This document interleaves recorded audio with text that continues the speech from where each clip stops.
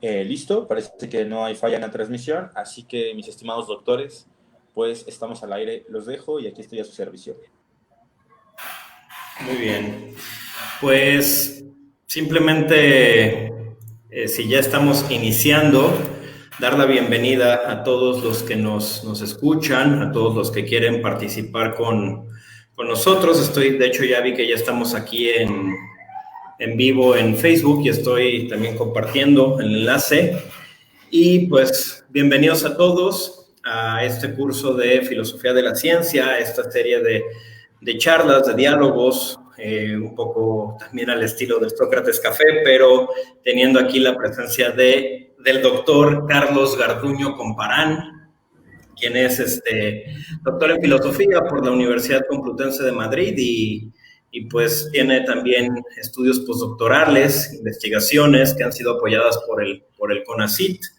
Eh, Tiene también varias publicaciones como Arte, Estética y Psicoanálisis, Promesa de Reconciliación, La falta de evidencia del arte contemporáneo y su derecho a la existencia. Y sus temas de investigación se centran en la ética, la estética, la epistemología, la teoría de la cultura, la filosofía política, la filosofía del arte, el psicoanálisis y la teoría de la comunicación. Entonces, pues Carlos, muchas gracias, gracias por estar aquí con nosotros, que finalmente tú eres aquí el actor principal.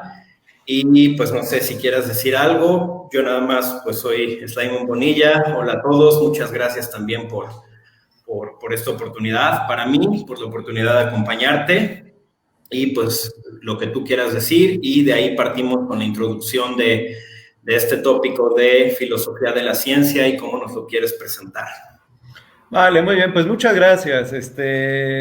Bueno, primero, pues dar las gracias por la invitación a esta serie de pláticas que forman además, según me explicaban, una especie de diplomado más general acerca de pensamiento crítico. Entonces, bueno, yo aquí acudo, ¿no? Por la invitación de Gerardo Antonio. Y me propuso él que hablara acerca de la ciencia desde una perspectiva filosófica, como dar una serie de pláticas acerca de filosofía de la ciencia.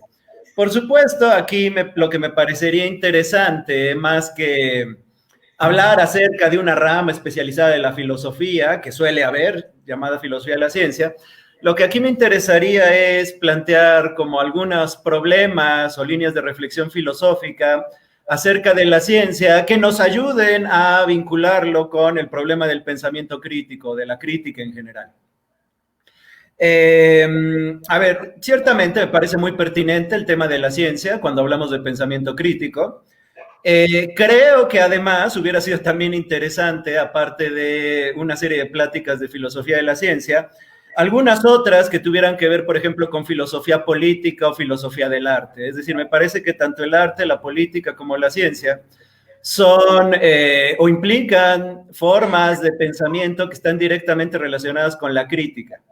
Es decir, que si realmente se quiere desarrollar un pensamiento crítico, no solo habría que desarrollar un pensamiento científico, sino también un pensamiento político y un pensamiento artístico. Pero bueno, digamos, vamos a explorar al menos esta vertiente, ¿no? Esta vertiente de la ciencia. Y otra vez, su relación con la crítica.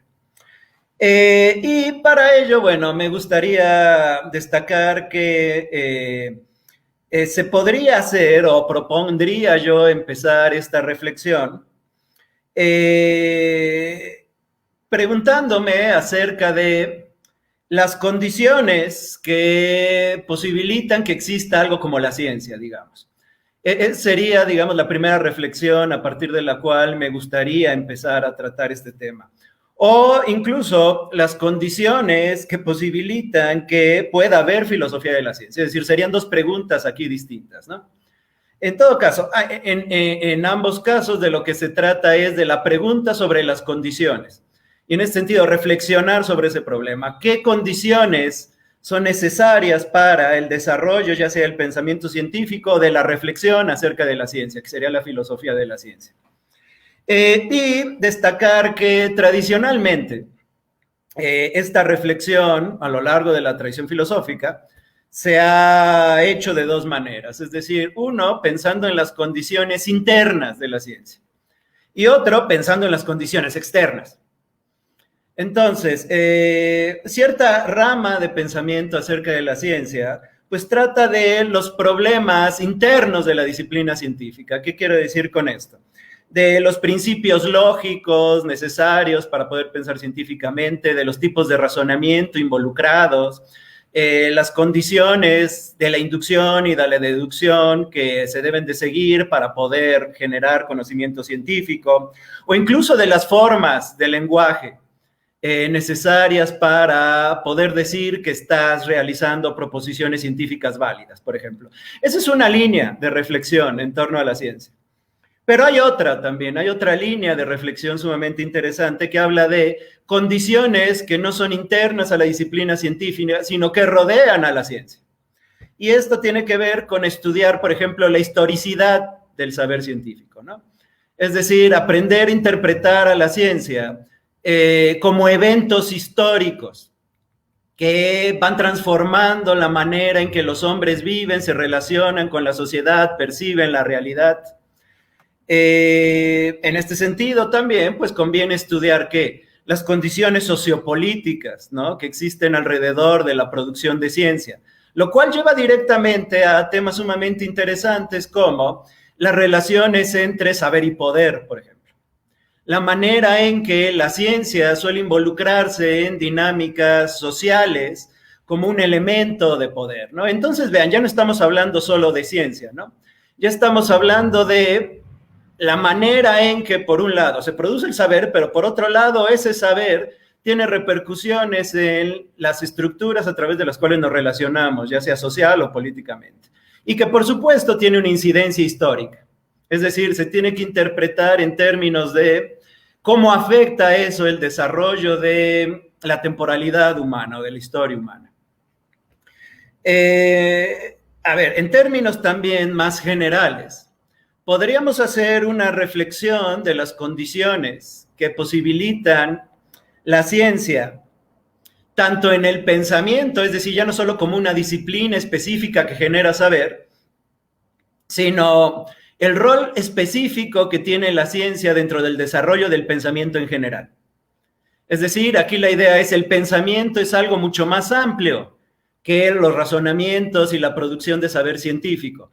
Pero claro, aquí lo que interesa es entender cómo la ciencia ocupa un lugar específico dentro de la totalidad del pensamiento y cómo eso posibilita que el pensamiento se desarrolle, ¿no? Es decir, cuál es el rol específico de la ciencia dentro de la totalidad de las actividades de pensamiento y cuál es su importancia. Por ejemplo, esa es otra manera, ¿no?, de abordar el problema de la ciencia.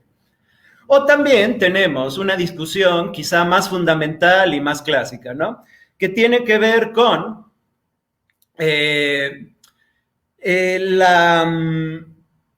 las capacidades o las posibilidades que tiene la ciencia o el saber científico de representar la realidad. Por ejemplo, cuando ya planteamos ese tipo de preguntas, ya entramos más bien en problemas metafísicos, ¿no? Es decir, en problemas que tienen que ver ya no solo con la producción de saber, sino con su capacidad de representar la realidad y por lo tanto ya entras en una discusión acerca de qué es la realidad y si eso puede ser representado. Lo cual al mismo tiempo pues nos lleva a qué otro problema, ¿no?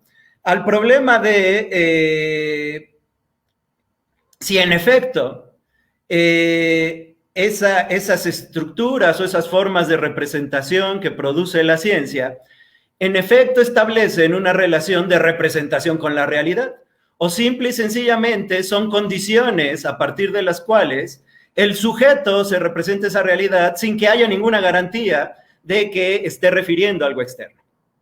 Entonces ahí tenemos, ya saben, el típico problema le llamaba Kant, ¿no?, de la subjetividad trascendental. Y evidentemente, ¿de qué? De su relación, otra vez, con lo que él llamaba la cosa en sí, la cual, claro, a partir de la filosofía kantiana, pues no queda decidida, ¿no? Más bien serían los postkantianos, ¿no?, los herederos del pensamiento de Kant, quienes van a discutir este problema. A ver, en todo caso, ¿qué es lo que acabo ahorita de desarrollar o de tratar de explicar, ¿no? Que desde el punto de vista de la reflexión filosófica, la ciencia es un problema con múltiples posibilidades, ¿no?, de desarrollo, de reflexión, que Entonces, aquí a nosotros, ¿no? ¿Qué es lo que nos convendría explorar en estas pláticas breves, ¿no? Que solo van a ser 6, ¿no? ¿Qué de todas estas líneas yo propondría más o menos ir tocando? Digamos, mi idea no es tratar temas sumamente especializados. ¿Por qué? Porque entonces como que se perdería la visión general, ¿no? Se perdería el panorama general de la reflexión. Más bien lo que me interesaría es poder dar una visión como panorámica que nos ayude a entender cómo la ciencia es fundamental en la reflexión, cómo de hecho, y esa sería una de las tesis que voy a plantear, cómo para que se desarrolle la filosofía en todas estas diversas vertientes acerca de la ciencia que ahorita acabo de exponer, cómo para ello que se requirió antes la existencia de ciertos eventos científicos, que son eventos fundamentales para el desarrollo del pensamiento y para el desarrollo en particular de la filosofía. Es decir, que no hay realmente auténtico pensamiento crítico y auténtico pensamiento filosófico si no viene precedido de algo que aquí voy a llamar una revolución científica. Y eso es lo que me gustaría empezar a tratar ahorita. ¿Qué es lo que entiendo aquí por una revolución científica? Y cómo ello tiene una incidencia directa en el desarrollo del pensamiento crítico y de la reflexión filosófica. E incluso me gustaría ir un poco más lejos. Sin revoluciones científicas probablemente no existiría filosofía tal como la conocemos. ¿Ok? De eso me gustaría empezar entonces a hablar ahora. Ahora ven, otra vez. No sin antes recalcar que las reflexiones en el campo de la filosofía de la ciencia son mucho más amplias y variadas. Es decir, justo todo lo que acabo de decir, ¿no? Que tardaríamos aquí mucho en explorar a profundidad. Por eso solo me interesa ir tratando algunas cuestiones en cada sesión que nos ayuden a comprender la importancia de eso que llamamos ciencia en la configuración del pensamiento filosófico y crítico. Es decir, la ciencia como una condición para que de hecho haya filosofía. Y además tomar en cuenta algo aquí también. Esto suele ir en contra de lo que nos han vendido muchas veces a nivel popular. Muchas veces nos han vendido a nivel popular que la ciencia siempre requiere de una serie de preguntas filosóficas antes de poderse desarrollar. Justo aquí me interesa plantear la idea contraria, que no es así, que es más bien el evento científico, las revoluciones científicas, las que generan nuevas preguntas filosóficas. ¿Ok? Ok, a ver, aquí ya surgieron algunas cuestiones muy interesantes que planteas, que por supuesto, pues en una hora es imposible de abarcar, y aunque seguramente las iremos trabajando a lo largo de estas 6 sesiones, pues nos veremos, te verás imposibilitado a contestarlas quizá todas, o todas tan profundo como a veces uno quisiera. 2 cuestiones para dar paso a tu exposición de las revoluciones, esto que llamas un poco haciendo este homenaje, si quieres, a Kuhn, revoluciones científicas. Nos hablabas de las condiciones, hago un repaso y saco un par de cuestiones que quiero preguntarte. Nos hablabas de las condiciones para la existencia de la ciencia, de hecho muy en este también discurso kantiano, mencionabas mucho a Kant, estas condiciones de posibilidad, ¿no?, para la existencia de la ciencia, y las dividías en condiciones internas y externas. Las condiciones internas pues están relacionadas con toda esta llamada a veces epistemología de la ciencia, con la lógica, con lo que van a desarrollar el Círculo de Viena o el Círculo de Berlín, con lo que llamamos hoy filosofía analítica. Y las condiciones externas están más ligadas a un discurso histórico, historicista, psicológico, a una sociología del conocimiento, que es lo que va a abordar más la llamada, sí por algunos, filosofía continental, en la voz de autores como Foucault, como el propio Kuhn, como muchos otros, ¿no? Entonces, me hiciste recordar esta parte de que el filósofo o el científico incluso, alguien que se precie, entre comillas, de ser filósofo científico, debería ser consciente de los condicionamientos ideológicos profesionales, aquello que denominamos el canon teórico de la disciplina, o psicológicos, como puede ser la biografía del intérprete, es decir, la biografía del filósofo, del científico, impacta en su pensamiento. Esta cuestión de la objetividad y la subjetividad, pues como que se van cayendo, se van diluyendo, ¿no?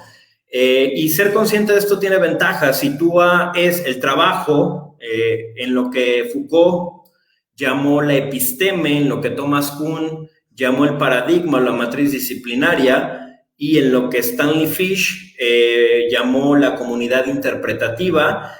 Y esto permite un tipo de diálogo y confrontación crítica, que tú hablabas de esta parte de la crítica, que de otra forma no sería posible. Ahora bien, aquí viene mi primera pregunta. Mauricio Beuchot, el doctor Beuchot, dice, y lo cito, la misma narración de que solo hay narraciones es una metanarración, es decir, se autorrefuta. Y en muchas ocasiones algunos de estos filósofos de la ciencia de corte historicista, psicologicista, como Kuhn o como Foucault, parece que generan este tipo de metanarraciones, según la cual solo hay narraciones, las cuales además, por ejemplo, en el caso de Kuhn, son inconmensurables entre sí, pero que de alguna forma su metanarración sí logra incorporar al menos lo suficiente como para decir que, o afirmar que son inconmensurables. Afirmar que las creencias no se enfrentan con algo diferente a ellas mismas, o que todo es una interpretación o todo parte de estos preceptos históricos, psicológicos, de la biografía del intérprete, en fin, porque nos limitamos a hacer interpretaciones, lleva, según, por ejemplo, Anton Boix, a un idealismo extremo difícilmente asimilable. ¿Cómo tú plantearías esta posibilidad de abordar de las condiciones externas de la ciencia, esto que llamaste condiciones externas, por supuesto o sea, yo me voy a enfrentar a la biografía del intérprete, me voy a enfrentar a los condicionamientos sociales, estructurales, históricos, que dan lugar a una serie de reflexiones científico-filosóficas. Pero yo lo voy a hacer también desde mi perspectiva, desde mi biografía, desde mis condicionamientos y sesgos ilimitantes. ¿Cómo estas dos narraciones, una metanarración mía y una narración de lo que yo interpreto, pueden convivir sin caer en este idealismo extremo? Bueno, a ver, yo diría, puede haber múltiples posturas, ¿no? Es decir, aquí, cuando hablamos de condiciones, cuando hablamos tanto de condiciones internas o externas, el análisis de ambas condiciones, tanto desde la postura analítica como desde una postura continental, etcétera, etcétera, ambas pueden caer en un idealismo extremo, ¿no? O también pueden abordarlo desde una especie de realismo ingenuo, es decir, podemos aquí tener todas las variantes de posturas que queramos. En todo caso, ¿qué es lo que está en discusión a un nivel fundamental como este que planteas, ¿no? Como decía desde hace rato, ¿no? Lo que está en juego aquí es el problema de que, por un lado, ciertamente, cuando hablamos de saber, lo que hablamos son de pretensiones de representar en términos de verdad la realidad. Y eso que supone la existencia de una realidad, ¿no? De algo real que hay ahí que se está conociendo. Pero por otro lado, claro, ¿cuándo se empieza a hacer crítica? ¿Y cuándo se empieza a cuestionar este tipo de pretensiones del saber? Cuando empiezas a dar cuenta de que todo en el fondo, ¿no?, es enunciado, percibido, y que todas esas pretensiones son propias de un sujeto. Y entonces, claro, a ver, no se trata solo de narrativas, ¿no? Es decir, se trata además de que cualquier proceso de conocimiento siempre implica la mediación de un sujeto. Y entonces, claro, ahí cuál es el tema. El tema a discutir es cómo podemos pensar la relación entre ese sujeto y lo real. Insisto, y ahí puede haber múltiples posturas, ¿no? La postura de que no, el sujeto está encerrado en sus narraciones, ¿no? O no, esas narraciones que ciertamente forman parte de la estructura del sujeto y se van desarrollando con él de manera vivencial a lo largo de la historia, etcétera, etcétera, siempre tienen que implicar una referencia y esa referencia tiene que implicar algo externo necesariamente, ¿no? En todo caso, bueno, eso es algo que se puede discutir y que se tendría que explorar cada postura y cada desarrollo uno a uno. Pero a ver, creo que dijiste algo muy importante al respecto. Que solo hay crítica cuando se cobra conciencia de esa mediación subjetiva. Creo que eso es muy, muy importante, ¿no? Es decir, que cuando uno supone que simple y sencillamente la ciencia es reflejo de la realidad, uno ya no está cobrando conciencia de las condiciones que son necesarias para que de hecho exista al menos una idea de realidad y que en relación a esa idea de realidad se desarrolle un saber. Entonces, claro, aquí ya podemos empezar a cuestionar qué sería esa relación entre ciencia y crítica. A ver, si la crítica tiene que ver con la conciencia de todas aquellas mediaciones subjetivas a partir de las cuales es posible decir o tener la pretensión de que se sabe algo y que además se sabe algo sobre lo real, si no se tiene, insisto, esa conciencia de la mediación, no hay posibilidad de hacer crítica, ¿no? Es decir, es simplemente cuestionar esas condiciones. Ahora bien, ¿qué tiene que ver la ciencia con todo ello? Que la ciencia, precisamente a lo largo de su historia, que ha ayudado a generar conciencia acerca de esas condiciones. Dicho de otra manera, lejos de que la ciencia se trate de instalar en la vida del sujeto como una especie de dogma incuestionable acerca de lo que es real, todo lo contrario, más bien la ciencia siempre tiene la otra función. Tiene la función de revolucionar la percepción y la concepción de realidad del individuo, generando con ello impulsos críticos y preguntas filosóficas fundamentales. Y eso es justo lo que me interesa tratar en esta primera sesión. Fíjate que eso que dices es muy importante, sobre todo pues para la gente que nos escucha, nos ve y que tal vez no está tan versada en filosofía de la ciencia o que no participa directamente de alguna comunidad científica. Muchas veces cuando hablamos de ciencia es común en estos diálogos populares, ¿no? En los diálogos, ya sabes, la sobremesa, con los amigos, con la familia, que de pronto empiezas a hablar de, no sé, política, religión o cualquier tema y alguien se saca el comentario de es que la ciencia ya demostró, es que la ciencia dice. Primero, y es algo que yo he defendido mucho, la utilización del plural en esta clase de sustantivo. Es decir, no hablar de las ciencias, sino de las ciencias o de las comunidades científicas, ¿no?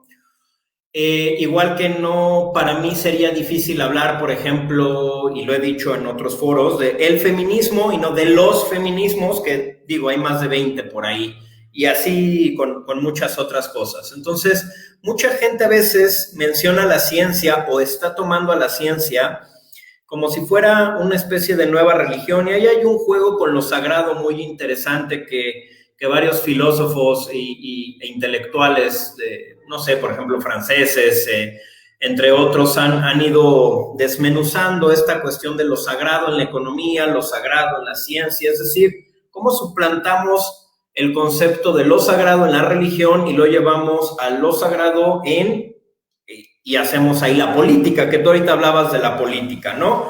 Y de pronto nos volvemos, el dogmatismo político, pues es fanatismo. Entonces, justamente que esto que dices es muy importante, que la ciencia, o quien está, o las ciencias, o quien está cercano a ellas, o a ella, muchas veces sabe de estos instrumentos o de estas mediaciones que existen para poder cobrar conciencia justamente de los aspectos o los condicionantes externos. Y la ciencia no debe ser vista, al menos eso me parece, como una especie de nueva religión que lo que hace es producir nuevos dogmas, ¿no? De los cuales uno va a recitar, insisto, en las charlas familiares o en los cafés, como si fueran nuevos mantras o como si fueran el nuevo credo. Es que la ciencia dijo esto porque viste un artículo en Pijama Surf sobre no sé qué cosa. Entonces, eso es muy interesante y es importante que el público lo tenga. Ahora yo una segunda pregunta, pero me la contestas cuando quieras y si quieres damos entrada a esto de las revoluciones científicas, porque me parece muy interesante poner, o como tú lo pones, que la ciencia esté un poco, que sea condición para que exista la filosofía, así lo dijiste, y no tanto que la filosofía sea condición para que exista la ciencia, sobre todo en esto que tenemos de la filosofía es madre de todas las ciencias y lo que existía en el discurso antiguo griego, Aristóteles, Platón, etcétera. Ya iré haciendo reflexiones cuando se pueda sobre esto, pero hay una cuestión que te digo, podemos dialogar más adelante si la tienes planeada. Me es muy interesante que hablemos como occidentales, como parte de un canon filosófico y científico occidental de la realidad o incluso de las realidades. Por ejemplo,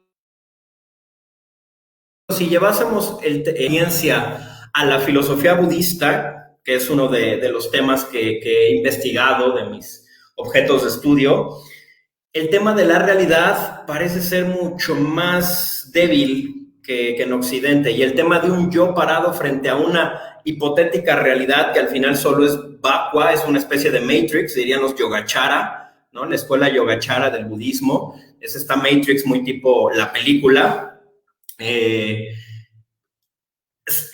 La construcción del discurso científico podría variar. Sería interesante plantear, por ejemplo, la ciencia o la filosofía sin el concepto de la realidad o del yo. Me parecería un tema muy interesante que tal vez en algún punto podamos abordar. Pero sin más, y si quieres, aquí hay una pregunta de Edson Flores y damos paso a lo que nos vas a plantear sobre estas revoluciones científicas.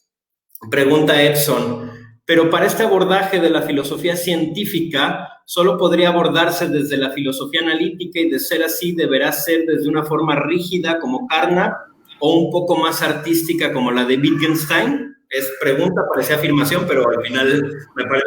Pero es pregunta. A ver, creo que lo que está preguntando Edson es, esta idea que vas a desarrollar acerca de que la filosofía en el fondo siempre parte de alguna revolución científica, o al menos tiene la influencia de alguna revolución científica, no nos va a llevar a una especie de enfoque reducido, ¿no? Similar a algunos desarrollos que a veces son un poco rígidos de la filosofía analítica. Creo que esa es más o menos la pregunta, ¿no? Yo lo que diría es no tendría por qué ser así necesariamente. Es decir, puede haber, de hecho, ¿no? Distintos acercamientos a este fenómeno que me interesa aquí problematizar. Y podría ser, así como dices, desde un enfoque con un estilo menos rígido o un enfoque con un estilo más logicista, ¿no? Como suele ser de la filosofía analítica. Puede haber muchas variantes. En todo caso, aquí, ¿cuál es el punto? No trato tanto de defender una postura filosófica, sino sobre todo de plantear algunos problemas a la luz del desarrollo histórico de la ciencia y la filosofía. Eso es lo que me interesa aquí mostrar. Y sí, me parece interesante esa pregunta acerca de las diversas concepciones de realidad, ¿no? ¿Y qué tendría que ver eso, por ejemplo, con el desarrollo de distintas formas de filosofía y qué rol jugaría ahí la ciencia? Bueno, sí podríamos, creo, abordarlo. Me parece muy interesante, ¿no? También la idea. Porque eso da pie a reflexionar acerca de la diversidad de formas de pensamiento que pueden surgir, ¿no? Es decir, pueden surgir distintos tipos de tradiciones a partir de problemas análogos. Y creo que eso es interesante verlo aquí. A ver, entonces, básicamente, ¿a qué me refiero yo con una revolución científica? Por ahí mencionabas, ¿no? Que esto puede ser una especie de homenaje a Thomas Kuhn. Bueno, sí, es cierto, ¿no? Puede ser un homenaje a Kuhn, en el sentido de que él es uno de estos pioneros en estudiar la ciencia desde un enfoque histórico. Y claro, al estudiar la ciencia desde un enfoque histórico, ¿de qué te das cuenta? De que de que la ciencia no siempre ha respondido a los mismos principios, sino que más bien las formas de pensamiento científico han ido cambiando. ¿Y a través de qué término es que Kuhn refiere a estos cambios en las formas de pensamiento científico? Es decir, las formas que asume el saber a lo largo de la historia. Él usa el término paradigma, como mencionabas, siendo que un paradigma, un modelo, o vamos a llamarle así, un conjunto de enunciados fundamentales que crean los límites, o regresando otra vez al término que usaba, las condiciones dentro de las cuales una comunidad piensa sus problemas científicos. Evidentemente, cuando se da una revolución científica, cuando se da un cambio de paradigma, es decir, cuando las condiciones a partir de las cuales una comunidad piensa sus enunciados sobre el saber se modifican de una manera significativa, incluso radical. Kuhn daba un ejemplo muy preciso acerca de cómo son estas revoluciones científicas y él planteaba básicamente dos revoluciones científicas, ¿no? La revolución científica de la modernidad a partir del paradigma de la Edad Media, es decir, cómo hay un cambio gradual pero radical a lo largo de unos siglos, digamos, desde finales del siglo XIV y ya plenamente consolidado a principios del siglo XVII, que va a dar pie precisamente a la mentalidad científica moderna, ¿no? Precisamente ese cambio de mentalidad respecto al saber es lo que Kuhn considera que es una revolución científica, ¿no? Es decir, una revolución en las concepciones respecto a lo que suponemos que es saber acerca de la realidad. E inclusive podríamos decir, claro, si tú modificas tu concepción de lo que es conocer la realidad, inmediatamente que modificas, más o menos ya entrando a tu pregunta, pues modificas tu concepción de la realidad también. Tu noción de lo que es real también se va a modificar a partir de tu revolución en lo que entiendes por saber o por conocimiento. Y luego hablaba Kuhn de otro paradigma o de otro cambio de paradigma que tenía que ver con qué, con el paso de la cientificidad moderna clásica a la cientificidad más contemporánea, que tiene que ver con una serie de transformaciones en la concepción de la realidad que se va dando a finales del siglo XIX y que ya se da en plenitud a principios del siglo XX. Y que tiene que ver con qué? Con la superación, por ejemplo, del modelo de la física newtoniana. ¿Con qué? Con la física relativista o con la física cuántica, por ejemplo. Y bueno, y con otras diversas formas, ¿no? De saber científico también.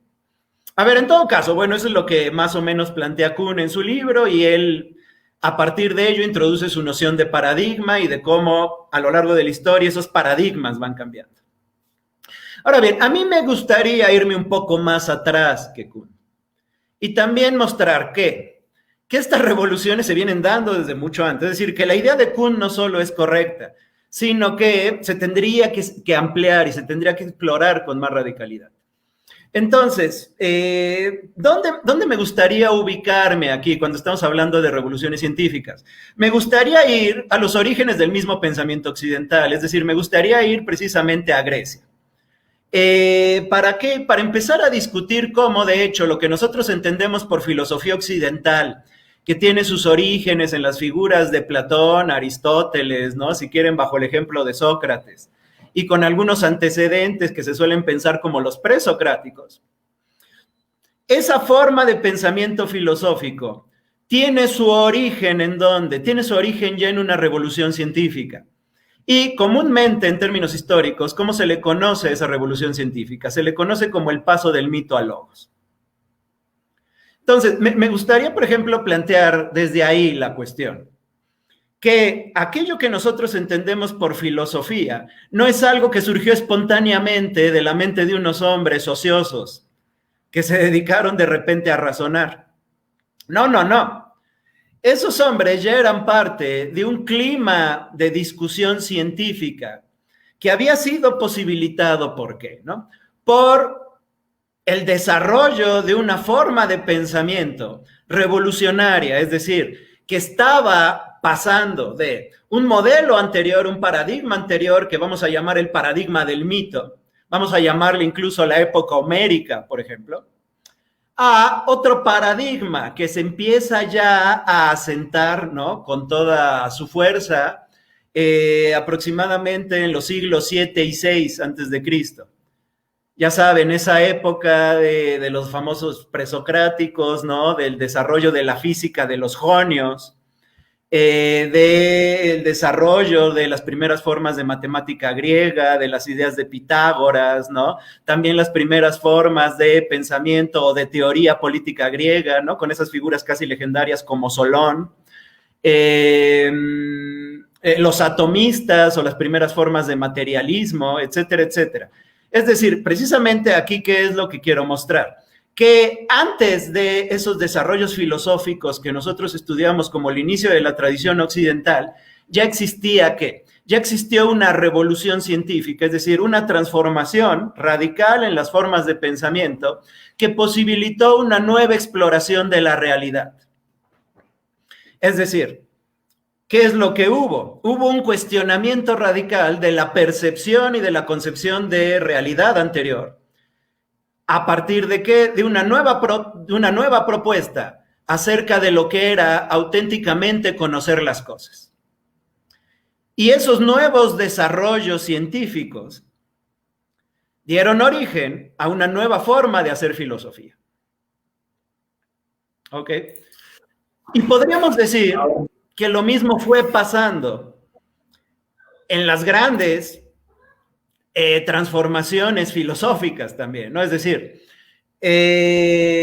por ejemplo, podríamos nosotros establecer que la filosofía escolástica parte de una nueva concepción de la realidad y de la verdad, es decir, de una nueva concepción de ciencia que introduce, por ejemplo, la noción de fe, ¿no? La noción de que para conocer la realidad no simplemente basta la razón, sino que se requiere otro tipo de facultades humanas para relacionarse con lo que es verdad y auténticamente cierto, ¿no? Y eso es la fe. Y eso va a dar origen otra vez a una nueva forma de filosofía. Y luego, claro, ¿qué pasa a final de la Edad Media? Que eso es justo ya lo que apuntaba Kuhn. Se vuelve a dar otro cambio de paradigma a partir de ¿qué? De nuevos métodos de acercamiento a la realidad, nuevos métodos de observación que originan, por lo tanto, un replanteamiento de las posiciones filosóficas. Por ejemplo, podemos decir que los cuestionamientos a la escolástica están directamente vinculados con una nueva concepción de ciencia basada en la observación empírica, y que esto va a dar pie a nuevas formas de hacer filosofía, desde el Novus Organon de Francis Bacon hasta las meditaciones cartesianas de Descartes, por ejemplo. Es decir, antes de Francis Bacon, antes de Descartes, ¿qué tuvo que haber pasado? Tuvo que irse dando una discusión acerca de cuáles eran los nuevos métodos para acercarse a la realidad y auténticamente conocerla. Antes de que surgieran nuevas ideas filosóficas, tuvo que haber un nuevo acercamiento a la realidad posibilitado por una nueva forma de hacer ciencia. Y me parece que esto es más o menos constante a lo largo de la historia. Podríamos decir, y la siguiente gran revolución científica tiene lugar durante el siglo XIX, ¿no? Etcétera, etcétera. Así nos podemos seguir yendo, ¿no? Y coinciden con qué, precisamente. Cada revolución científica tiene una secuela filosófica. ¿Cuál es esa secuela filosófica? La psicología propia, por ejemplo, de los griegos, de la escolástica, de la modernidad clásica, o la actual, que tiene que ver más bien con la posmodernidad. Bien, ahorita leo una pregunta que nos acaba de llegar y repetirle al público, a quienes nos ven y escuchan, que por favor, ya casi vamos a entrar en unos 10 minutitos en el espacio de preguntas y respuestas aquí con Carlos, para que pregunten, no se queden con ninguna duda, profundicemos un poquito en alguna cuestión que les interese. Y hay me toca hacer, Carlos, perdón, el papel un poquito del villano de la historia. Dos cuestionamientos a lo que dices. Y más que dos cuestionamientos, son dos líneas paralelas por las cuales se puede desarrollar el discurso de lo que venimos hablando. Recuerdo mucho, empezabas hablando de Kuhn, y recuerdo mucho la crítica que le hace Donald Davidson, en la idea misma de esquemas conceptuales, ¿no? Este ensayito y algunos otros. No solo a Kuhn, sino a toda la filosofía de la ciencia de corte historicista que está viendo venir en su tiempo. Y cuando Davidson habla de este dualismo esquema-contenido, por eso el ensayo se llama sobre la idea misma del esquema conceptual. Dice Davidson que si bien no hay lugar para los datos duros de la experiencia en el proceso de captación o justificación de esto que llamamos realidad o de estas de las percepciones, insisto, si bien no hay la posibilidad de afirmar la existencia de una captación pura basada u objetiva basada en datos puros que puedan ser organizados, entonces tampoco queda lugar para la noción de esquemas organizadores, con lo cual esta noción en lo que él llama el relativismo conceptual se disuelve, pues no hay datos puros que sean organizados por una posible pluralidad de esquemas conceptuales. Con lo cual también, según él, se disolvería el escepticismo del mundo exterior y de las otras mentes. ¿A qué voy con esto? Que entonces esta idea de la revolución científica, y un poquito tocando la pregunta que nos hacen de la línea de las revoluciones, la organización que hacemos conceptual en nuestro tiempo, nosotros filósofos críticos, autocríticos o los que así se consideren, la organización esquemática que hacemos de las llamadas otras revoluciones científicas como las que dijiste, el paso del mitos a logos, la cuestión medieval hacia el Renacimiento, etcétera, hasta la posmodernidad, si se quiere, estarían basadas en la idea, según Davidson, de que tenemos una especie de dato puro sobre esas antiguas revoluciones, sobre lo que sucedió o las nociones de conocimiento, verdad, etcétera, de esos tiempos. Cuando, pues, si lo que se está diciendo es que no existen los datos puros, la noción de un esquema conceptual relativo a nuestro tiempo también quedaría disuelta. Eso por un lado, lo dejo como pregunta-afirmación. Por el otro lado, hablabas, y quiero retomar esto del paso del mitos a logos, pues de hecho fue parte de un capítulo de mi tesis doctoral. Según la doctora Verónica Peinado, quien es filóloga, el paso del mitos a logos es algo bastante arbitrario y que está dado principalmente por una cuestión política. Y vuelvo a sacar esto aquí presente porque nos hablabas de la política y el arte como acompañantes necesarios en muchos sentidos de la ciencia. Entonces, mitos y logos, si uno se va a sus acepciones originales en las tragedias griegas, en los discursos de los llamados o mal llamados filósofos presocráticos, se dará cuenta que mitos y logos significan lo mismo, palabra. Pero con el paso del tiempo, una se convirtió en palabra verdadera, logos, que después va a derivar al ratio latino en la Edad Media, y el otro se convirtió en palabra no verdadera, en mentira, en ficción, que es el mitos, ¿no? Por eso decimos, eso es un mito, mitómano. La tesis de la doctora Peinado es que eso es un paso artificial que se da principalmente en Platón y específicamente en la República, cuando Sócrates destierra de la República a los poetas y a los creadores de mitos.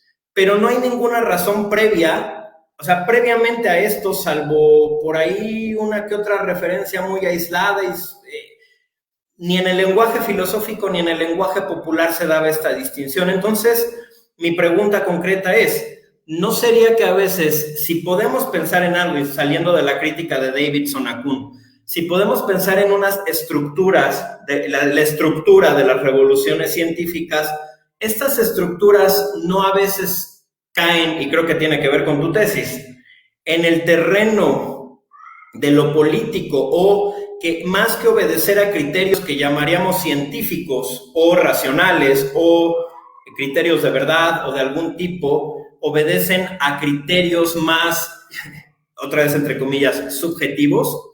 Y como tercera pregunta, y yo prácticamente pues con esto voy terminando para dar paso a la lectura de las preguntas, es lo que nos ponen aquí: ¿cuál sería la línea de las revoluciones científicas, de mitos, logos, etcétera? ¿En alguna línea entra inconsciente, el inconsciente, supongo? Claro, a ver, entonces, lo que dices esto de la crítica de Davidson, de los datos puros y demás, pues claro que no, ¿no? Evidentemente nunca tenemos datos puros, ¿no? Y es lo primero que estábamos comentando, ¿no? Que siempre tenemos que estar pensando en todas las mediaciones, ¿no? Cuando estamos refiriendo a una realidad. Entonces, no, me parece que ni siquiera eso es lo que diría Kuhn, ¿no? O sea, como si Kuhn tuviera un acceso directo a la comprensión de la historia, sino que más bien, ya el simple hecho de comprender históricamente la realidad ya es parte de un paradigma. Es decir, la historia, ¿no? Como ciencia, no es algo que haya existido siempre, es más bien un producto del siglo XVIII, que tiene sus antecedentes en la Ilustración, ¿no? Es decir, ya es producto de una racionalidad que está determinada ella misma por su propia época y que responde a todo tipo de intereses subjetivos, como estabas destacando.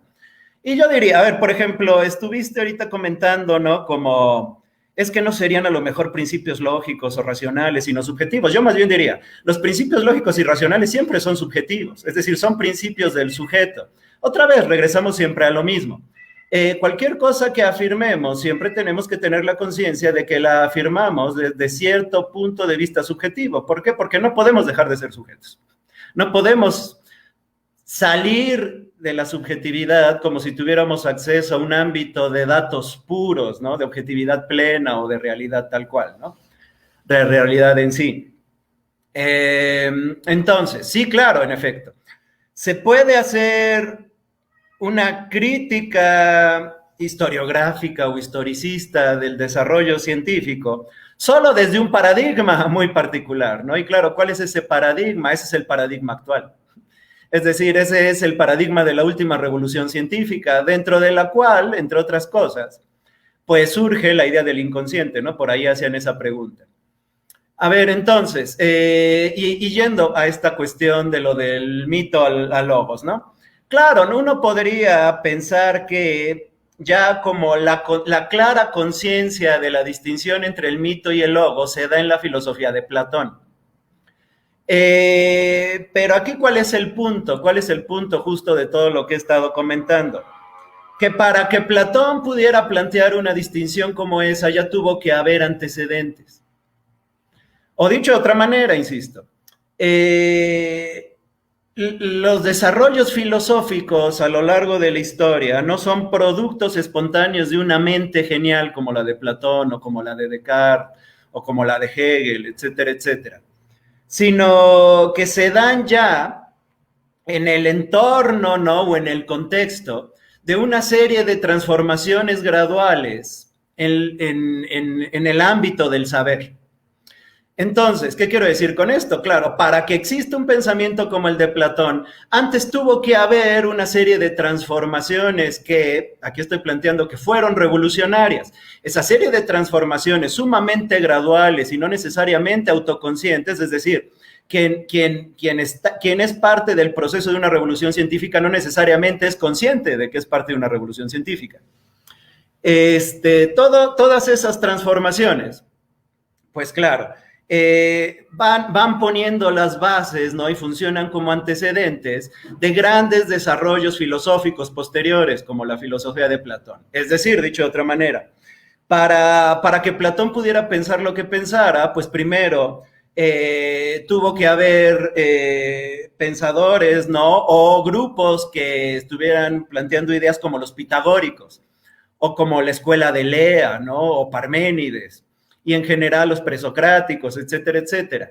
Es decir, para que tuvieran sentido las distinciones de Platón, primero tuvieron que irse desarrollando líneas de investigación y de discusión acerca de la realidad para que fueran tomando forma esos conceptos filosóficos. Lo mismo podríamos decir, digamos, durante el siglo XIX, ¿no? Es decir, primero tuvo que haber una serie de modificaciones respecto al saber de la ciencia clásica moderna durante el siglo XIX, para que con el tiempo pudieran ir surgiendo otras formas de pensamiento como el psicoanálisis y la idea del inconsciente, la cual no surge de la nada, ¿no? Sino que simple y sencillamente es uno de los puntos culminantes de una serie de discusiones acerca de la manera de acercarse a la realidad y de cómo conocerla. Ahora bien, ahí preguntaban, entonces, ¿cómo sería esa línea de revoluciones científicas? Bueno, yo creo que esto se puede discutir históricamente, puede ser muy variable y demás. En todo caso, ¿no? Mi propuesta sería pensar, por ejemplo, en una serie de transformaciones radicales en relación a cómo se acerca uno a la realidad para conocerla, que convencionalmente se le llama el paso del mito al logos, lo cual evidentemente no es un momento así de un año o de una obra, ¿no? Sino son varios siglos de discusiones y transformaciones. Estaríamos hablando de que esto más o menos se va dando aproximadamente desde el siglo VII hasta el siglo V antes de Cristo. Luego, claro, estaría este otro paso, ¿no? Que tiene que ver con la irrupción del pensamiento judeocristiano en Occidente, que va a favorecer la síntesis del pensamiento judeocristiano y el pensamiento grecorromano, que va a dar origen al pensamiento medieval. Podríamos decir que esto tiene su origen alrededor del siglo III después de Cristo, ¿no? Con más fuerza en el siglo IV y V, y que esto se da o se mantiene hasta el siglo XIII, más o menos, es decir, todo lo que dura la Edad Media. Y podríamos caracterizar esta nueva concepción del conocimiento y de la ciencia como cuyo problema central gira en torno a la relación entre fe y razón, por ejemplo. Ese sería otro segundo momento, otro gran paradigma. El siguiente ya sería el paso precisamente de la Edad Media a la modernidad, que tiene que ver con el cuestionamiento de la fe como una vía de acceso válido al saber. Y más bien, por ejemplo, el surgimiento de la idea de la doble verdad, ¿no? Y también el nominalismo y el cuestionamiento de la existencia de luz universales.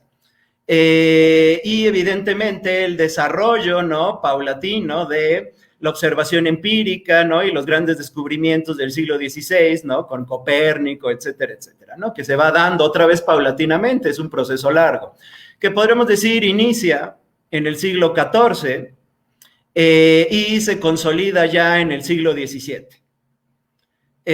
¿Con qué? Pues con estas grandes teorías físicas, ¿no? La más quizá desarrollada, ¿no? Y famosa de todas sería la teoría de la gravitación universal de Newton.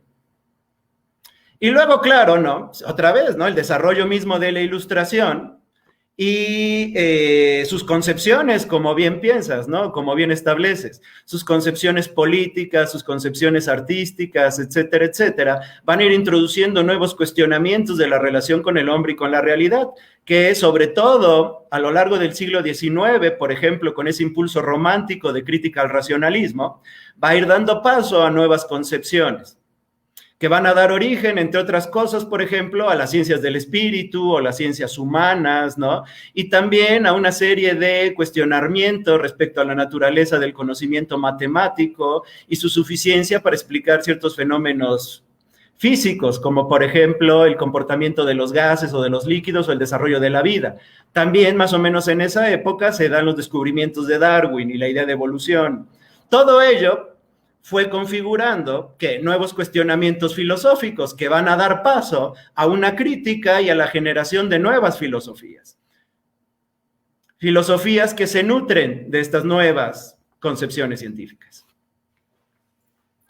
Fíjate, Carlos, y ya pasamos a las preguntas. Nos robaremos 5 minutitos más porque de hecho empezamos un poquito tarde. Si no se nos aparece por aquí Antonio, como el Coco. Me hiciste acordarme un poco de Alexander Coiré, ¿no? Que es uno de los maestros de Kuhn y de toda esta línea a veces, y que él hablaba justo de cómo las revoluciones científicas, incluso las revoluciones filosóficas, no se dan en la mente de un genio brillante, de un superdotado que de pronto cambia todo, llega y dice, descubrí el hilo negro, sino que se da a través de grupos de trabajo, de comunidades de trabajo. Me parece que es el concepto que utiliza Coiré, Entonces, Einstein no descubrió la relatividad o no fue el primero, sino que ya es fruto de un trabajo que se venía realizando en diversas áreas y que él sí, puede ser que lo llevase en su momento a su máximo esplendor, pero que es, insisto, producto del trabajo de comunidades. Y lo otro que quería apuntar es esta idea de la razón, ¿no? Es uno de los problemas de la ciencia, la cuestión de la racionalización, que hablábamos de la subjetividad y la objetividad.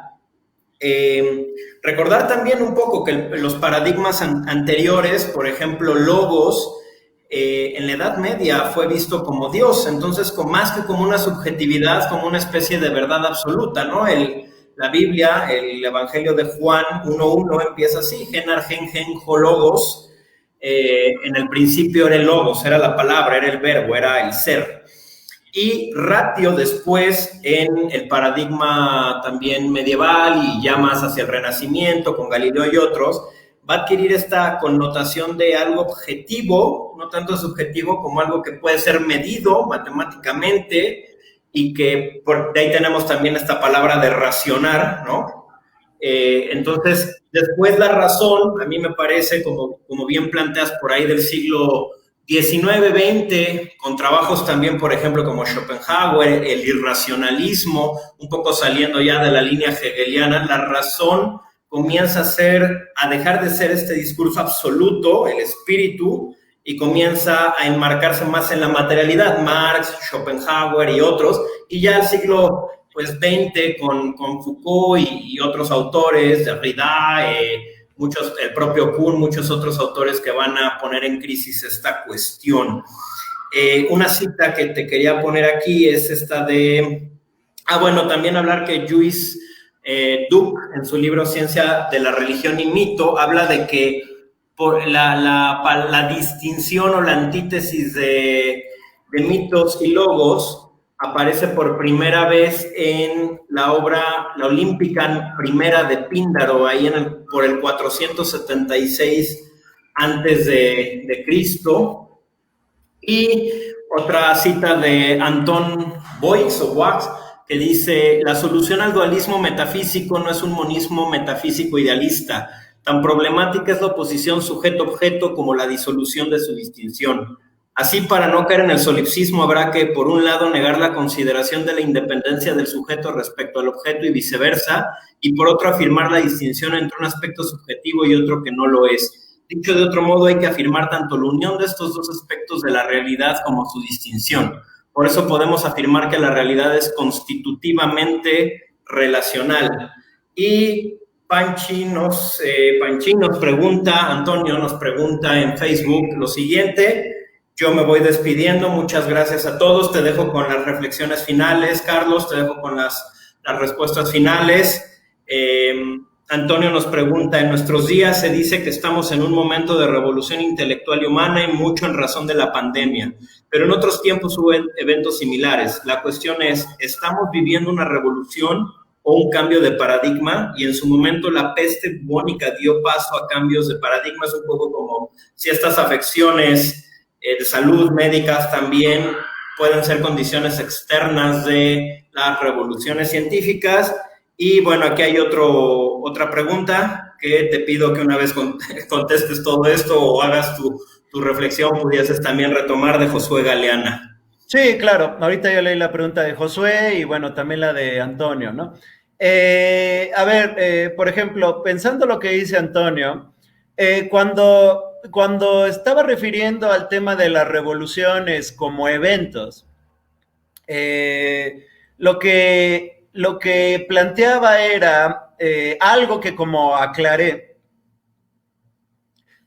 toma bastante tiempo, ¿no? No es algo puntual, no es algo que pase solamente en un instante. No se relaciona simple y sencillamente con un fenómeno como el de la pandemia, ¿no? Son una serie de fenómenos, ¿no?, que van modificando la estructura a partir de la cual el sujeto percibe su realidad y se da una idea de ella. Hasta que llega un momento en que tiene que percibir la realidad de una manera radicalmente distinta. Entonces, a mí me parecería que es demasiado engañoso pensar que el hecho de que estemos viviendo un momento difícil a partir de un fenómeno específico vaya a cambiar de golpe todo, ¿no? Que se vaya a dar ya la revolución en un instante, ¿no? De un día para otro, ¿no? Es decir, a partir de que fue la pandemia, ¿no? Entonces ya todo va a cambiar de manera radical y vamos a ver la realidad de forma distinta y vamos a empezar a hacer ciencia de otra manera y la academia va a cambiar y el trabajo y todo, ¿no? Yo creo que no funciona así. Yo creo que son procesos mucho más largos y por eso conviene estudiarlos históricamente. Y que de hecho solo se pueden comprender en retrospectiva una vez que ya se consumó el cambio y que ya hay mentes filosóficas que son capaces de conceptualizar claramente la naturaleza de ese cambio, digamos, mentes de la talla de un Platón, por ejemplo. Pero otra vez, como decíamos, para que existiera alguien como Platón, se tuvieron que dar muchos siglos de transformaciones y como bien mencionas, muchas guerras, muchas pestes, muchas tiranías, muchos cambios de regímenes, etcétera, etcétera. Entonces, estamos en una revolución, a ver, yo diría, siempre estamos cambiando, pero rara vez se consuma esa revolución, es decir, toma mucho tiempo. La transformación de la realidad no puede ser de un día para otro, ¿no? O dicho de otra manera también, si en efecto la historia de la manera en que percibimos la realidad es la historia del sujeto y criticar su desarrollo histórico es lo que nos permite cobrar conciencia de las condiciones que posibilitan la ciencia y las distintas nociones de realidad. Lo que podemos decir es que los sujetos no cambian de un día para el otro. Es decir, que los sujetos se mantienen durante mucho tiempo y se resisten, de hecho, a cambiar. De hecho, luchan por no cambiar. Es decir, que la ciencia tiene más obstáculos para poder desarrollarse y progresar que aliados, realmente. Entonces, yo diría que si estamos ahorita en una época de cambio y de revolución, bueno, pues quizá los eventos le den un empujoncito a las posibles transformaciones, pero va a haber muchísima resistencia si no se va a dar de un día para el otro. Luego, dice Josué, bueno, si como digo, ¿no? La ciencia suele promover los cambios en la filosofía, ¿no suele pasar también al revés? A mí me parece que es más bien como establecí, es decir, ¿qué quiero decir con esto? Que primero, por ejemplo, tuvo que irrumpir en la época del Imperio Romano el fenómeno de la fe judio-cristiana para que después pudiera haber como tal patrística y filosofía cristiana, propiamente hablando. Es decir, que no hubo primero filósofos cristianos y luego hubo una religión basada en la fe. ¿Ok? Más bien fue al revés, ¿no? De igual manera con Platón, ¿no? Como bien decías, además, como bien me cuestionabas, ¿no? Es decir, ¿será que el famoso paso del mito al logos se lo inventó Platón en su filosofía? No, es al revés. Primero hubo una serie de transformaciones y después Platón fue capaz de concebir conceptualmente en qué época vivía y todo lo que pasó, ¿no? Es decir, toda la serie de transformaciones y conceptualizarlas. Es decir, no es que a Platón se le ocurriera dar el paso del mito al logos y que después todos funcionaran en términos de un logos claramente distinto al mito. Entonces sí, me parece que primero tiene que haber estas transformaciones radicales en la manera en que concebimos cómo conocer el saber. Digo, cómo conocer la realidad, perdón. En lo que entendemos que es el conocimiento o el discurso verdadero, como mencionabas. Y que muchas veces, también por ahí creo que alguien hacía la pregunta, muchas veces esas transformaciones son inconscientes. Es decir, quien está actuando en favor de un cambio radical en nuestra percepción del saber y de la realidad, no necesariamente lo hace con conciencia de ello. Y muchas veces esas transformaciones son producto de una serie de conflictos, pero no con la conciencia de realizar el cambio. Y esos conflictos pueden ser de naturaleza muy variada. Y a veces... Una pregunta, Carlos. Aquí nuevamente estaríamos frente a un cierto fenómeno, como dice Antón, de relacionalidad, ¿no? Es decir, por ejemplo, pones el caso de Platón. No es que de pronto Platón se lo sacara de la chistera, completamente de acuerdo. Hay una serie de elementos previos, incluso en lo que hoy llamaríamos la literatura, como digo, esta olímpica de Píndaro, que después posibilitan a Platón hacer una reflexión sistemática. Sin embargo, a partir de la reflexión sistemática de Platón, se genera un cambio, es decir, Platón bebe de condiciones previas a él para generar el cambio y posteriormente, al él generar o crear o diseñar esta sistematización o incorporarlo en su corpus, se genera una revolución en sus discípulos, discípulos de los discípulos, de ahí obviamente las influencias de el platonismo hasta la era cristiana y hasta nuestros días, como diría Whitehead. Entonces, parece algo relacional, no más que una causa-efecto. Parece que aquí la causa es causa del efecto, pero el efecto también es un poco causa de la causa, por paradójico que esto suene. A ver, ¿cómo fue lo último que dijiste? Sí, así lo pone un poco Juan Arnau y explica esta imagen como ilusión óptica de los dos amantes y la copa, donde hay una copa y parece que son dos amantes que se están a punto de dar un beso y dice, ¿qué causa qué? ¿La copa causa a los dos amantes o los dos amantes causan a la copa? ¿El padre causa al hijo o el hijo causa al padre?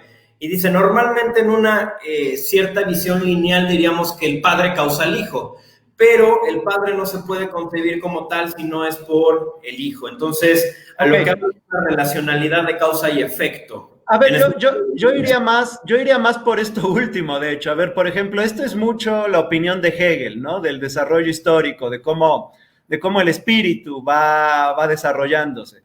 Hegel lo que diría es, realmente tú cobras conciencia acerca del cambio cuando ya todo el cambio se realizó, es decir, cuando ya llegas como al final del proceso histórico.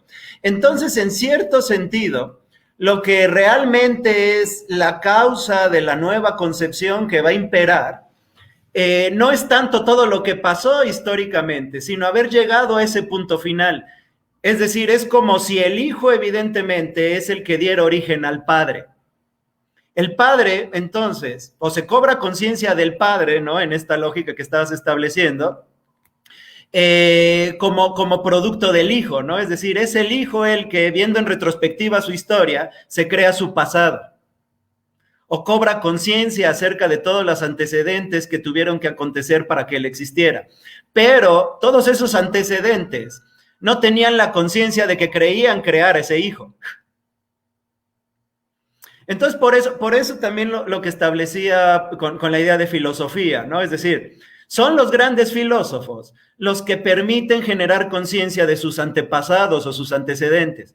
Pero todos esos antecesores no tenían conciencia de los conceptos que iban a pensar después estos filósofos. Ciertamente ahí tenemos que, usando tus términos, ¿no? Pensar relacionalmente es cierto, ¿no? Pero precisamente al establecer estas relaciones que Hegel llamaría dialéctica, al establecer estas relaciones, de lo que nos damos cuenta es que, por un lado, no hay ninguna necesidad histórica, es decir, la realidad es totalmente contingente, lo cual quiere decir que de antemano no sabemos hacia dónde nos va a llevar, ¿no? Es decir, qué es lo que implica estar en un proceso de cambio, si esto se va a consumar en una revolución, si esto va a generar una nueva forma de saber, etcétera, etcétera. Pero al mismo tiempo es cierto que en ciertos momentos específicos se consolidan ciertas ciencias o ciertas formas de saber y se consolidan como si tuvieran un carácter de necesidad. Bueno, esa necesidad siempre es contingente, irónicamente, ¿no? Y creo que eso es lo interesante de estudiarlo así, bajo esta perspectiva crítica o histórica, que te das cuenta que aquello que consideramos como necesario en nuestra percepción de la realidad y que se haya llegado a consolidar en cierto momento histórico, solo es así visto en retrospectiva. Y en cualquier momento uno podría suponer, desde un punto de vista crítico, que podría cambiar y que podría cambiar por factores que ni siquiera hemos identificado todavía. Bien, dije que ya no iba a hablar y mira, aquí sigo hablando, aquí pero seguimos. Una vez más, fíjate que yo, para leer la última pregunta, hubo un diálogo aquí muy interesante entre Antonio y Weisheit, Liebe Juno. Espero haberlo pronunciado bien. Hubo un diálogo muy interesante que aquí pedimos que revisen. Una conclusión que yo me llevo, justo hablando de esta dialéctica hegeliana, es que más que una relación de subordinación, una primera conclusión básica, más que una relación de subordinación de la filosofía a la ciencia, como en su momento fue la filosofía con la teología, que también hubo todo un debate, o de la ciencia a la filosofía, tenemos una relación dialéctica y de mutua correspondencia entre ellas, de mutua necesidad, una para generar ciertas condiciones, otra para estructurar cierta conciencia, yo lo vería así. Y aquí las últimas dos preguntas y también pues recordarles a todos que nos acompañen cada martes, ¿no? En punto de las 8:05, intentaremos empezar a tiempo a estos diálogos con el doctor Carlos sobre filosofía de la ciencia. Sí, ahí hay una pregunta de Diego que ya no contestamos, Diego Briones, sí, dice esa, que si los paradigmas determinan nuestro modo de acercarnos a la realidad, ¿se pueden considerar una clase de a prioris? Sí, claro, yo pensaría, yo diría que sí, que son una especie de a priori. Pero claro, es un a priori entendido en un sentido histórico. ¿Qué quiere decir eso? Que solo se consolidan contextualmente o en cierto momento y bajo ciertas circunstancias. Y que claro, cuando esas circunstancias se modifican lo suficiente, podría haber un cambio de a priori, como le llamaste, es decir, de esas condiciones que posibilitan cierta forma de saber y cierta percepción de la realidad. Oye, Carlos, aquí una última pregunta y nos vamos. Me parece muy interesante porque tiene que ver con pues, parte de lo que estuvimos diciendo. ¿Qué piensas de esto que dice Weishaupt? Que es, por otro lado, sí que es verdad que materia en un sentido marxista da generación a inmutación en ideas. No entendí muy bien eso, pero bueno, me parece que lo más importante es lo siguiente. Pero sobre eso que hablaban hace rato de referentes históricos, creo que es conveniente hacer notar las excepciones y cuánto pesan. Hay diversos casos de sujetos aislados, no comunidades, producto de un cambio histórico, donde surge un producto intelectual que es el que da paso a un cambio material. ¿Qué piensas de esto para despedirnos? A ver, bueno, creo que tienen una discusión muy amplia y compleja que no seguí, pero al final nada más con esa afirmación me parece un poco polémica, la de los sujetos aislados. Si por sujetos aislados hemos de entender individuos, me parece que sería muy complicado afirmar que a partir de la simple acción intelectual o la productividad de un individuo se pueda producir realmente una revolución en cualquier ámbito, particularmente en el de la ciencia, pero en cualquier otro también. ¿Por qué? Porque aunque en efecto la acción de ciertos individuos pueda resultar particularmente significativa, importante o fuerte, ¿no? de fuerte impacto, tiene que entrar en juego el otro factor, que es el del reconocimiento de la sociedad de esa actividad.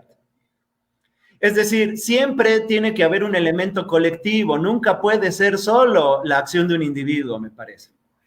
Y ahí, por ejemplo, no he seguido muy bien su discusión, pero veo que por ahí en este mismo comentario mencionas a Marx. Bueno, creo que sería uno de los puntos más importantes de Marx, ¿no? La conciencia de que ningún tipo de revolución es realmente llevada a cabo por individuos o grandes figuras, sino que siempre es el resultado de el movimiento histórico de grupos sociales, en ciertas circunstancias materiales que condicionan su organización.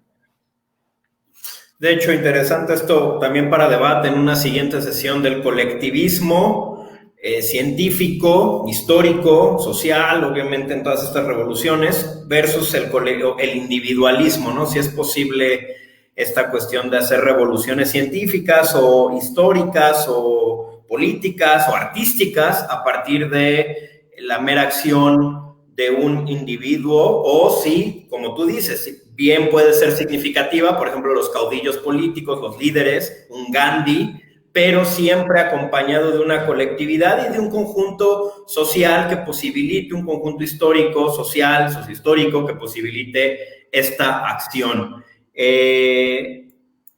Y ya nada más dice Baishite, una idea que cambia el mundo así de significativamente, bien puede ser el hacer pólvora, por ejemplo, en ese Claro. nivel, estos grandes inventos, ¿no?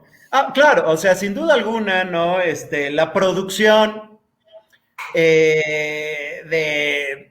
de algo, ¿no? Que modifique, por ejemplo, las condiciones en que se hace la guerra, como la pólvora, seguramente puede ser revolucionario en muchos niveles, ¿no? Desde el nivel político, evidentemente, si tú afectas a la guerra, vas a afectar a la política, pero también seguramente en el nivel de la investigación. Sabemos que la guerra, ¿no? Por ejemplo, históricamente ha sido uno de los grandes motores del saber científico, que se invierte muchísimo dinero en investigación con fines bélicos, ¿no? Particularmente en nuestra época, pero ya también con ejemplos como el que marcas de la pólvora. Ahora bien, yo nada más agregaría, y sin embargo, eso no es un descubrimiento meramente individual, la pólvora, ¿no? Otra vez, tiene que haber condiciones colectivas dentro de las cuales sea significativo el uso de la pólvora. Así es. Y bueno, también habría que hacer la distinción entre ciencia y técnica, tecnología, eventualmente para quizá poder... Para establecer las relaciones, claro. Claro, Pero, digamos, también creo que es muy interesante, y ahí ya que mencionaron a Marx, ¿no? Marx es uno de los que nos ayudó a comprender que aunque se pueda distinguir la ciencia de la técnica, tenemos que pensar siempre que van muy de la mano, ¿no? Es decir, que así como yo mencioné que las revoluciones científicas pueden ser la base de una revolución filosófica e intelectual, así Marx ayudó a hacernos ver que muchas veces esas revoluciones científicas vienen precedidas de desarrollos tecnológicos, ¿no? Que suelen ser los cambios materiales y tecnológicos lo que dan los empujones para las revoluciones científicas. y viceversa, que aquí también entra esta relacionalidad, esta dialéctica de la que veníamos hablando, ¿no? Ciencia, tecnología, al final nada está aislado, sino que son conjuntos que podemos elucidar en nuestra mente, analizar, separar, pero que eventualmente si los dejamos separados, pues pierden sentido. El sentido se da cuando tienen esta cuestión, cuando se da esta síntesis un poco. Ok. Bueno, Carlos, pues te agradezco, les agradezco a todos los aquí presentes, a todos los que comentaron y a los que no comentaron y también que nos vieron, que estuvieron atentos. Muchísimas gracias de verdad por esta oportunidad, por compartir y dialogar con ustedes. Gracias, Carlos, por este diálogo tan enriquecedor. E insisto, los invitamos de nuevo dentro de una semana, los martes a las 8 de la noche, a este ciclo de pláticas, este curso, como le quieran llamar, tiene como distintas modalidades, ¿no? Quizá no la tradicional, para que se acerquen y podamos platicar todos sobre la filosofía de la ciencia. Pues muy buenas noches, te pido, Carlos, que te quedes un instante, nos quedamos tú y un instante con Antonio. Gracias a todos, cuídense mucho, gracias, Carlos. Y pues si no quieres añadir algo. Bueno, digamos, creo que ya hablamos, ¿no? Más o menos ya tuvimos la oportunidad de concluir, entonces pues simplemente es despedirnos y vernos la siguiente ocasión. Muy bien, muchísimas gracias. Entonces se lo dejamos a Antonio para parar la transmisión. Cuídense mucho y nos vemos en una semana. Hasta luego. Nos vemos.